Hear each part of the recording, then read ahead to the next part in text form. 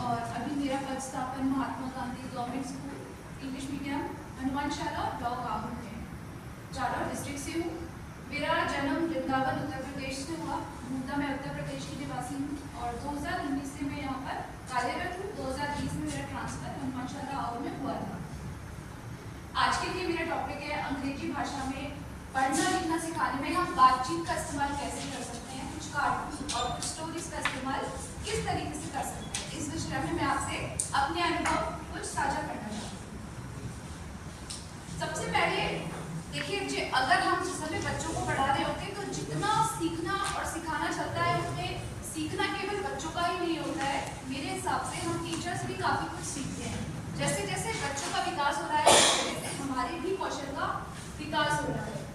सीखने में सिखाने में मैं सबसे पहले जिस चीज़ को ध्यान में रखती हूँ वो ये है कि मैं अपने बच्चों से संबंध किस तरीके से अच्छे बना पा रही हूँ, किस हद तक मैं उनसे अपने आप को कनेक्ट कर पा रही हूँ। अगर बच्चा मेरे से इमोशनली कनेक्ट नहीं होगा तो मेरे लिए उनको कुछ भी सिखाना और बच्चों का कुछ भी सीखना इम्पॉसिबल हो जाता है। वो बस एक फॉर्मेलिटी रह जाती है। यहाँ मैं कोशिश करती हूँ कि मैं बच्चे की जो लाइफ स्टाइल है वो किस तरीके की है, उनका बैकग्राउंड किस तरीके का है, उनकी पसंद नापसंद किस तरीके की है, इन सब चीज़ों से मैं परिचित होने की कोशिश करती हूँ। क्योंकि यहाँ पर हमारे पास लैंग्वेज बैरियर भी बहुत ज़्यादा होता है। मैं हिंदी भाषी हूँ, बच्चे मारवाड़ी में ज़्यादा बात करते हैं, तो हम कोशिश करते हैं कि ज़्यादा से ज़्यादा हम बातों के जरिए एक दूसरे से कनेक्ट हो सके। तो इस चीज़ से एक बड़ा फायदा ये होता है कि बच्चे हमारे गौड़ भूमिका में नहीं होते हैं, वो मुख्य भूमिका में आ जाते हैं। बच्चे टीचर से जब अपना जुड़ाव महसूस करते हैं तो वो अपने मन की बात खुलकर हमारे सामने रख पाते हैं। उन्हें लगता है कि यहाँ पे जो सुपीरियर है या जिसको बोलते हैं कि अथॉरिटी या बॉस है, वो टीचर नहीं है, हम भी हैं, वो खुलकर सामने आते हैं। तो बच्चों को पढ़ाने के लिए मैं कुछ एक्टिविटीज़ को अपने काम में लाती हूँ और मैं कोशिश करती हूँ कि मेरी क्लास में बच्चे ज़्यादा से ज़्यादा अपने अनुभव शेयर करें। जो भी हमें सीखना है या जो भी हमें टॉपिक लेना है हम बच्चों से ही लें। इसके लिए बराबर से बच्चों को सहभागिता का मौका मिलता है। वो ये सीखते हैं कि हमें कब बोलना है, अपनी बारी का इंतजार करना है, गोल घेरे में बैठना है, जब मैम बोलेगी बोलने को तो बोलना है। और वो खुद से भी काफ़ी कुछ चीज़ें हमारे साथ साझा करते हैं। एक्टिविटीज़ का यूज़ करते समय मैं ये ध्यान रखती हूँ कि जो भी एक्टिविटी मैं चूज़ कर रही हूँ बच्चों के स्तर के अनुसार हो, कुछ भी ऐसा ना हो जहाँ से बच्चे अपने आप को डिसकनेक्टेड महसूस करने लगे। हर एक्टिविटी में मैं ये कोशिश करती हूँ कि क्लास का एक बच्चा सहभागिता ले। यहाँ जो मैं अगर अपने इस सेशन की बात करूँ 2024 और 25 में मैंने सबसे ज़्यादा संवाद का यूज़ किया है। हमने अक्सर देखा हुआ है क्लास में एक दो या इससे ज़्यादा भी कुछ बच्चे ऐसे होते हैं जो क्लासरूम के डिस्कशन में बिल्कुल भी पार्टिसिपेट नहीं करते हैं, वो किसी तरीके से बोलते ही नहीं हैं। तो मैंने बस कोशिश की कि मैं उन बच्चों को भी मुख्य धारा में जो हमारा संवाद होता है उसमें शामिल कर पाऊँ, जिससे वो थोड़ा थोड़ा बोलना सीखे और मैं उनके मन की बात जान पाऊँ कि मुझे उन पर कितना ज़्यादा काम और करना है या वो मुझसे क्या उम्मीद रखते हैं। बच्चों के स्तर के अनुसार गतिविधियाँ करवाना। अगर मुझे सपोज कीजिए पार्ट्स ऑफ बॉडी समझाना है तो मैं क्लास 1 और 2 के बच्चों को कैसे समझाऊंगी, 2 और 3 के बच्चों को कैसे समझाऊंगी, 4 5 के बच्चों को मैं कैसे समझाऊंगी। और ये सब एक्टिविटीज़ और ये सब जो संवाद होता है वो बच्चों की रुचियों के अनुसार होता है और ज़्यादातर बच्चों के बीच से ही सारे टॉपिक्स आते हैं। नेक्स्ट 1-2 में अंग्रेजी शिक्षण के जो मेरे तरीके हैं वो मैं अब आपके साथ शेयर करूँगी। देखिए, सबसे पहले जो मैं बात करूँगी लेटर और साउंड पे मैं बात करूँगी। हम लोग जो भी इंग्लिश पढ़ा रहे हैं सबसे ज़्यादा हम पहली क्लास में जाते हैं, हम शुरू कर देते हैं लिखो बेटा ए, लिखो बेटा बी, फिर धीरे धीरे हम शुरू करते हैं A for apple, B for ball, C for cat और ज़ीब्रा तक लेके जाते हैं। पर हम ऐसे कितने ऐसे हैं जिन्होंने ये सोचा है कि ये ए फॉर एप्पल पढ़ाने का उद्देश्य क्या होता है? ज़्यादातर हम नहीं सोचते, मैं भी नहीं सोचती। धीरे धीरे कुछ ट्रेनिंग्स के जरिए और एपीएस के जरिए मुझे ये चीज़ समझ में आई कि यहाँ पे हमको बच्चों को साउंड से कनेक्ट करना है। एक रूढ़िवादी परंपरा के तहत हमने हमेशा ये काम किया है कि ए फॉर सिर्फ एप्पल पढ़ाया है।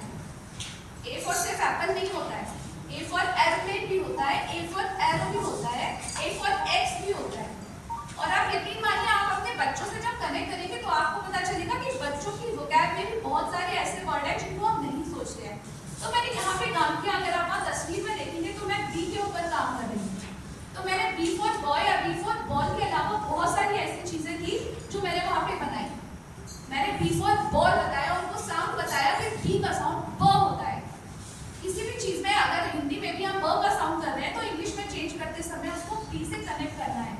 यहाँ बी फॉर मैं चित्र भी बनाती हूँ साथ साथ में, क्योंकि बच्चों को ड्राइंग का शौक भी होता है, बच्चे जल्दी कनेक्ट हो जाते हैं। बी फॉर मैंने यहाँ बॉल भी बनाया है, बी फॉर मैंने यहाँ बैट भी बनाया है, बी फॉर बॉम्ब भी होता है, बी फॉर बलून भी होता है। अब धीरे धीरे आप इस तरीके से आते हैं कि चलो बताओ तुम्हारे पास तुम्हें दिख रहा है कि ब से या बी से शुरू होने वाली कुछ चीज है, तो बच्चे तुरंत खड़े होकर बोलते हैं मैम देखो bag, bag, bag, box, bag, bottle. अब यहाँ कुछ बच्चे ऐसे भी होंगे जो बोलेंगे, जो साउंड की समझ उनके बन चुकी है कि बी को हमें ब से कनेक्ट करना है, तो बच्चा बोला कि मैम बी फॉर बकरी। अब यहाँ जो हम गलती करते हैं, हम कहेंगे नहीं इंग्लिश की क्लास चल रही है, बकरी कैसे बोला करते हैं, और वही हमारी सबसे बड़ी कमी होती है कि जो बच्चा सीख चुका है, उस साउंड को सीख चुका है, हमने उसको दो पायदा नीचे ढकेल दिया, उसको क्रिटिसाइज करके। तो वही हमें एक तो उसको शाबाशी देनी है कि हाँ बिल्कुल उसने साउंड पकड़ा, देखिए बी से बकरी गलत नहीं है, बी का साउंड अगर ब होता है तो बकरी बोलना उस बच्चे का गलत नहीं है, उसके स्तर के अनुसार।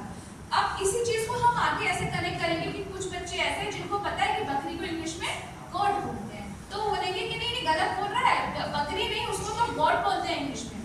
अच्छा तो वहां पे सीख लेते हैं कि हम जी, तो ये कहाँ से शुरू हो रहा है, ये किस चीज का साउंड है, तो बच्चों ने बोला ये जी का साउंड है, ठीक है, ये ग साउंड है, ये अलग साउंड है। इस तरीके से हम समझ बनाते हैं। तो सिर्फ ये रिक्वेस्ट मैं आपसे करूंगी कि A for apple, B for ball तक सीमित रहने के बजाय एक बड़े विस्तृत एरिया में जाइए और वहां से उनकी साउंड की समझ को आप उड़ा दीजिए एक तरीके से, जिससे आपका काम भी आसान हो जाएगा। आप उनको इजीली समझा सकते हैं कि इंग्लिश को आगे कैसे पढ़ना है और किस तरीके से उसको लिखने में यूज करना है। चित्र बनाना बच्चों के लिए बहुत ज्यादा अच्छा होता है, क्योंकि बच्चों को आपने देखा है तो पेंटिंग और ड्राइंग का शौक बहुत ज्यादा होता है। तो अब यहाँ से हमारे लेटर और साउंड की समझ बन जाती है, बच्चे अलग अलग लेटर और साउंड को सीखना शुरू कर देते हैं। इसके लिए मैं ज्यादातर फ्लैश कार्ड यूज में लेती हूँ। एक फ्लैश कार्ड जो अल्फाबेट का होता है उसको हम बहुत तरीके से यूज कर सकते हैं। एक तो हम उनको बच्चों के सामने फैलाते हैं और इनको सीरीज में अरेंज करने को बोल सकते हैं। दूसरी बात हम ये कर सकते हैं, फ्लैश कार्ड दिया रैंडमली हमने, सपोज कि वहां पे डी आ गया, अब बताओ कि बच्चों डी से क्या क्या स्टार्ट हो सकता है ना, तो ये इस तरीके की साउंड बन गई। यहाँ मैं एक चीज अपनी क्लासरूम की आपके साथ एक एक्सपीरियंस शेयर करना चाहूंगी। जब मैं बी वाला पॉइंट बच्चों को करा रही थी, बी का साउंड पढ़ा रही थी, तो एक बच्चा आता है और वो एक चिप्स का पैकेट जो हम खाते हैं, चिप्स का पैकेट वेफर्स का दिखाता है, मतलब मैम ये भी बी से शुरू होता है। तो मेरे दिमाग में नहीं आया कि ये बी से कैसे शुरू हो सकता है, या तो ये चिप्स है या पैकेट है, तो ये बी से तो शुरू नहीं हो रहा। फिर मुझे उसने दिखाया, उस कंपनी का नाम था बाइट्स। अब आप देखिए कि शिक्षा का उद्देश्य ही तो यही है ना कि बच्चा उसको अपने दैनिक जीवन में किसी तरीके से इस्तेमाल करता है। तो बच्चे ने वो इस्तेमाल सफलतापूर्वक कर लिया था। तो इस तरीके से मैं यहाँ पे कुछ फ्लैश कार्ड्स का यूज करती हूँ, जो आसपास चीजें हैं कि चलो बताओ तुम्हें क्या दिख रहा है। कुछ बेसिक सेंटेंस है जो हम क्लासरूम में इस्तेमाल में लाते हैं, जैसे कि मैंने ये बोतल ले ली और सपोज मैं बोलूंगी व्हाट इज दिस, फिर मैं उसकी तुरंत हिंदी बोलूंगी कि बच्चों ये क्या है। उसके बाद मैं उनको बताऊंगी कि ये एक बोतल है, दिस इज अ बॉटल, साथ साथ में हिंदी साथ साथ में इंग्लिश। दूसरे कुछ सेंटेंस है कि व्हाट इज दैट, है ना, और can you see the table, where is the table, ये चीजें मैं इंग्लिश में यूज करती हूँ और इनके साथ में उनकी हिंदी सेंटेंसेस बनाती हूँ। तो बच्चों से अगर आप बेसिक में ये पूछेंगे अच्छा तो बच्चों वेयर इज द टेबल, तो वो बोलेंगे there, where is the fan, there. या फिर आप पूछेंगे what is this, this is a chair, this is a pen, that is a pencil. कुछ भी आप ऐसा बोलेंगे तो दिस दैट का जो प्रारंभिक एक यूज है वो हम बच्चों को बहुत ही आसानी से सिखा पा रहे हैं। यहाँ पे पढ़ना लिखना सिखाने के लिए अगले स्तर पे मैं जाती हूँ, तो दैट, कैट, बैट में 3 लेटर वर्ड्स का यूज करती हूँ, उनको सीक्वेंस में हम सिखाते हैं। अब यहाँ पे फिर एक चीज होती है कि जैसे मैंने ए और टी का साउंड साथ में सिखाया, suppose BAT bat, CAT cat, FAT bat. अब बच्चा जब वो लिखकर लाएगा ना कॉपी में, तो वो कुछ ऐसे वर्ड्स भी लिखकर लाएगा जिनका कोई मतलब नहीं होगा। जैसे कि मैं आपको बताती हूँ XAT, तो मेरी जानकारी में तो ऐसा कोई सार्थक वर्ड है नहीं है, तो वही अपन फिर उसको कंप्लेन करेंगे, उसको करेक्शन बताएंगे कि नहीं ये तुमने गलत लिखा, ऐसा कोई वर्ड एक्सिस्ट ही नहीं करता है। पर फिर हम वहाँ पे गलती हमारी है कि आपका उद्देश्य था राइमिंग वर्ड सिखाने का, साउंड सिखाने का, और वो बच्चा सीख चुका है, उसका इस्तेमाल भी सीख चुका है।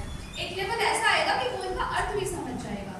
दूसरी चीजें होती हैं वोकैबुलरी के लिए हम काम करते हैं। पहले हम शुरू करते हैं क्लास से या बैग से कि what is in my bag. अच्छा बताओ तुम्हारे बैग में क्या क्या है, तो बच्चे बोलना शुरू करते हैं कि मैम बुक्स है, मैम पेंसिल है, मैम रबड़ है,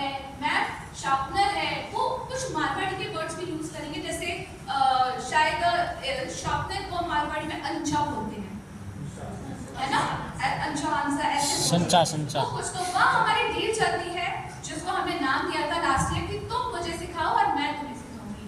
वहाँ हमारी डील ये चलती है, वो मुझे मारवाड़ी सिखाते हैं और मैं उनको इंग्लिश और हिंदी सिखाती हूँ। जितना ज्यादा हम इस्तेमाल कर सकते हैं आसपास दिखने वाली चीजों का, शुरुआत हम वहीं से करते हैं, बहुत बेसिक, बहुत इंटरेस्ट के साथ। बच्चे बहुत ज्यादा पार्टिसिपेट करते हैं, खुशी खुशी पार्टिसिपेट करते हैं। और ये हम सब ने अपने बीएड में और एसएससी में पढ़ा हुआ है कि अगर किसी अध्ययन अध्यापन में अगर बच्चा रुचि ले रहा है तो वो चीजें उसके दिमाग में स्थिर हो जाती हैं, वो बहुत ज्यादा जल्दी सीखता है। नेक्स्ट,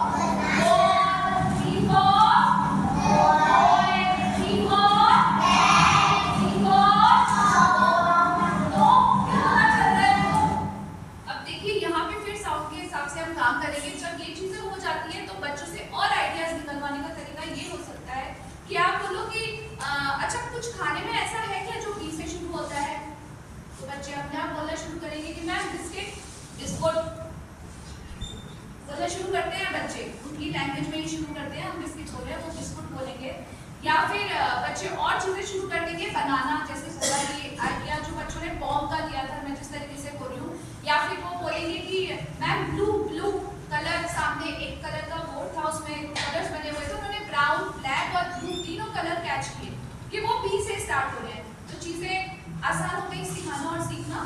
तो नेक्स्ट,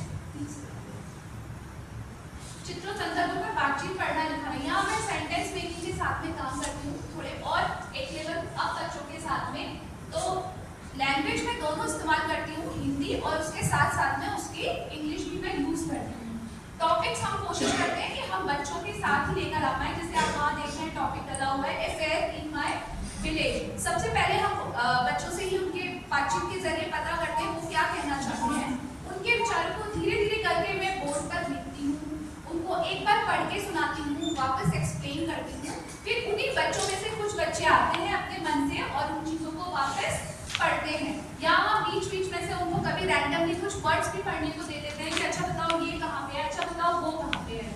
या बच्चे कुछ जो प्रोनाउंसिएशन है, जैसे मैंने आपको साउंड की पकड़ बताई कि साउंड के साथ हमको कैसे काम करना है, वो पहले 2 अल्फाबेट पढ़ेंगे और उनके साथ में अपने आप पूरे वर्ड को कनेक्ट कर देंगे, बशर्ते आप उनकी वोकैब पर ही काम करेंगे तब।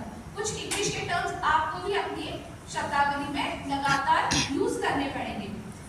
जब और थोड़ा बच्चे इस लेवल से आगे बढ़ते हैं तो हम उनको ये चीजें अपने मन से कॉपी में लिखने को भी कहते हैं।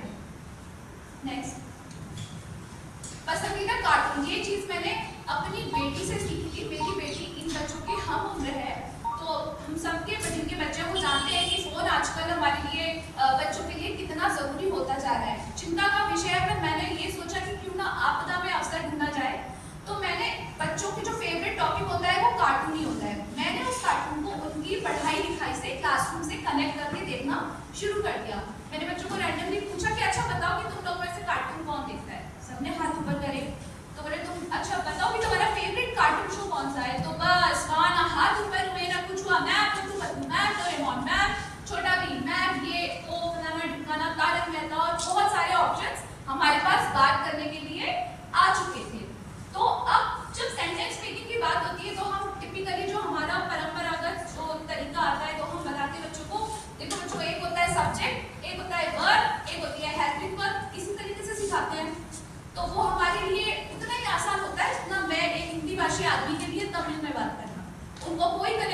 किसी चीज से कनेक्शन नहीं बिठा पाते कि सब्जेक्ट क्या होता है, वर्ब क्या होता है। या मैंने ये अप्रोच काम में ली थी, मैंने कहा देखो जब भी हम कोई बात कहते हैं ना तो उस बात में एक तो होता है हीरो, बाहुबली, ठीक है, वो बाहुबली या हीरो वो होता है जिसके बारे में पूरी बात हो रही होती है, और इंग्लिश में वही बन जाता है हमारा सब्जेक्ट। अब बाहुबली क्या करता है, तो बच्चों बोले मैम वो तो तलवार उठाता है और झुम और ऐसे सब एक्शन करता है, वो एक्शन करता है, तो वो एक्शन ही हमारी बन जाती है वर्ब। यहाँ बच्चे फिर से मैं आपको बोली कि बच्चे फिर से कनेक्ट हो गए अपनी सोच के साथ बहुत ही मजे से। यहाँ हमें सब्जेक्ट का मतलब आगे ले जाने की जरूरत नहीं पड़ी, वर्ब क्या होती है वो बताने की जरूरत नहीं पड़ी, बच्चों ने अपना। अब आप उसको बोलोगे ना कि Ram is eating an apple, तो उसको पता है कि हीरो इधर कौन है, किसके बारे में बात हो रही है, वो राम को पकड़ेगा। आप बोलोगे राम एक्शन क्या कर रहा है, वो ईट कर रहा है, तो वो पकड़ेगा। हेल्पिंग वर्ब के लिए ये मेरी अप्रोच है, लेकिन सबकी अलग अलग हो सकती है। तो मैंने कहा बाहुबली एक्शन करने के लिए क्या यूज करता था, बच्चों ने बोला तलवार, तो मैंने कहा बस हेल्पिंग वर्ब भी वही तलवार है जो उसके एक्शन को यानी वर्ब को हेल्प करती है। यहाँ पे मैंने बच्चों को इस चीज में जोड़ा। अब वो जो टॉपिक आप याद कराते हैं ना, काऊ का ऐसे, डॉग का ऐसे, स्कूल का ऐसे, उन चीजों को बच्चे अपने आप लिख सकते हैं। सिर्फ वही नहीं लिख सकते, रैंडमली आप कोई भी टॉपिक देंगे तो वो उस पर आपको आराम से 5-6 लाइन, मैं थर्ड फोर्थ की बात कर रही हूँ, बोल के दिखा देंगे, और कुछ बच्चे लिख के भी दिखा देंगे। जब बातचीत में टॉपिक पे बात करते हैं तो मेरी अप्रोच सेम रहती है। पहले मैं बच्चों से बात करती हूँ, वो अपने विचार बताते हैं, सेंटेंस बताते हैं, उन सेंटेंसेस को मैं बोर्ड पर लिखती हूँ, और ज्यादा हम फर्दर उस पर और ज्यादा कॉन्वर्सेशन करते हैं। बच्चों से उन सेंटेंसेस की रीडिंग करवाई जाती है, कुछ डिफिकल्ट जो वर्ड्स होते हैं उनको पूछा जाता है, बीच बीच में उनसे शब्दों को ढूंढने को भी बोला जाता है। Next please. Now tell me the name of your favorite cartoon show। अपने जो तुम्हारा फेवरेट कार्टून शो है ना, उसके नाम बताओ। चलो तो आपको बन जाएगा, वन बाय वन लेंगे। साक्षी ये थी। तो यहाँ मैंने इंग्लिश और हिंदी सेम यूज करा है, समय की कमी है, मैं पूरा वीडियो तो नहीं दिखा सकती हूँ। यहाँ इस साल मैंने अपने शिक्षण को लाइब्रेरी के साथ भी जोड़ा था। तो लाइब्रेरी में बच्चों के साथ पढ़ने के लिए मैं खुद भी बैठती हूँ, और मैं अपने जैसे वो बुक्स अपना सिलेक्ट करते हैं, मैं भी एक बुक सिलेक्ट करती हूँ, और उनके साथ में हम इस तरीके से बात करते हैं कि मैंने ये बुक इसलिए सिलेक्ट की है क्योंकि मुझे इसका जो मेन पेज है ना, कवर, वो बहुत अच्छा लगा, या इसमें जो खरगोश और कछुए की कहानी है ना, मुझे ये बहुत बचपन से सुनने को मिली है, और इसमें इसकी एंडिंग बड़ी अलग सी है, तो मैंने इसलिए, तुमने इसको क्यों चुना, तो वो अपनी बात बताते हैं। धीरे धीरे मैं उन कहानियों को अपनी भाषा में, हिंदी और इंग्लिश दोनों ही भाषाओं में मैं नरेट करती हूँ।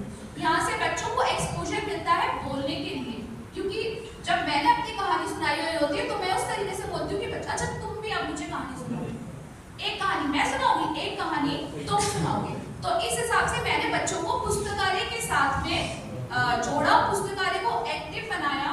ज्यादा से ज्यादा बच्चे वहाँ पे आते हैं, कुछ बच्चे ऐसे भी होते हैं बस किताब को पलट के चले जाते हैं, कुछ उनको वाकई में पढ़ते हैं। 4th-5th में मैंने जो काम किया है, मैंने कोशिश की कि कुछ बच्चे ऐसे भी हो जो उन किताबों को अपनी भाषा में बदल सके।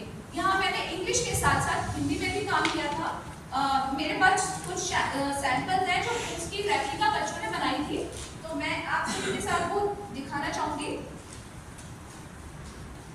देखिए ये इस तरीके की बुक्स हैं जो बच्चों ने लाइब्रेरी में, हमारी लाइब्रेरी एक्टिव होने के बाद में बनाई है। बच्चे लेते हैं, घर भी लेके जाते हैं, और इस तरीके से उनको एक रेप्लिका उन्होंने तैयार की हुई है। मैं एक मिनट आपको दिखाती हूँ। इस तरीके से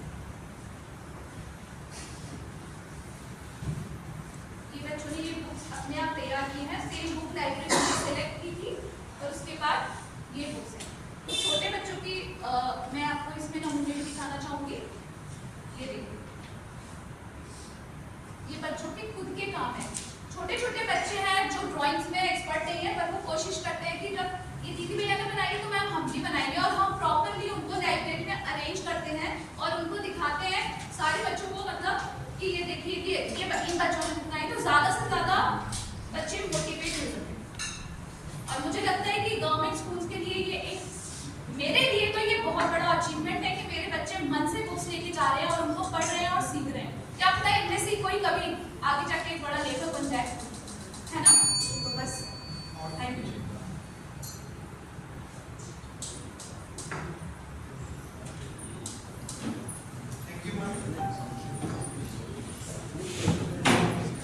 तो थैंक यू मैम, आपने काफ़ी अच्छे से टाइम को ध्यान रखते हुए 20 मिनट में बात को रखा है। और ठीक है, तो हम आगे बढ़ते हैं और हमारे अगला प्रेजेंटर ब्रह्मपुत्र जी सर, तो सर को स्वागत। सर अपने परिचय से बातचीत को आगे बढ़ाएं।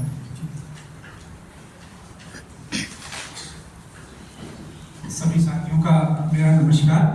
मैं शिक्षक रामावतार बैरवा, राजकीय प्राथमिक विद्यालय कल्याणपुरा, जिला टोंक के हुनियारा ब्लॉक से हूँ। आज की इस वार्ता में मैं भाषा शिक्षण के दौरान मैंने क्या समस्याएं महसूस की और उनके लिए क्या प्रक्रियाएं अपनाई और उन प्रक्रियाओं से मुझे भाषा शिक्षण में क्या फायदा मिला, वो सब आप सभी साथियों के बीच में साझा करने का प्रयास कर रहा हूँ।